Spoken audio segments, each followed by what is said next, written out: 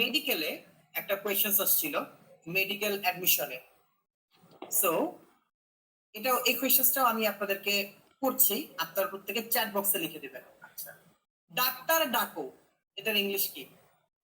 Doctor ডাকো, লিখেন doctor ডাকো।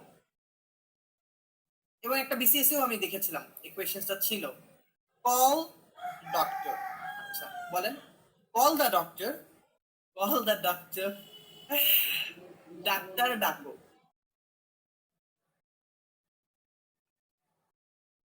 কল দ্য ডাক্তার, একজনও রাইট দিতে পারছেন না। খুব মজার কিন্তু জানেন, এই চাকরির এক্সাম গুলো বা বিসিএস এর যে সমস্ত ইংলিশ গুলো খুব মজার হয়, এত সিম্পলি হয় কিন্তু ধরতে পারি না। সমস্যাটা ওই জায়গায়। আপনি দেখবেন যতগুলো জব এক্সাম হয় এদের কোয়েশ্চেন্স গুলো কোথা থেকে হয় জানেন? ম্যাক্সিমাম 9-10 এর বই থেকে। 9-10 আর ইংলিশ গুলো, ম্যাথ গুলো আসে 9-10 থেকে। বাংলা ব্যাকরণ চ্যাপ্টারটা আসে ক্লাস 9 এর বইয়ের প্রথম 2 পৃষ্ঠা থেকে। ঠিক আছে? অ্যান্ড যে বিষয়টা, আর ইংলিশটা একটু ইন্টার্ন পর্যন্ত আসে। আচ্ছা, এখানে হবে কল দ্য ডক্টর না, এটার ইংলিশ হচ্ছে please call in a doctor.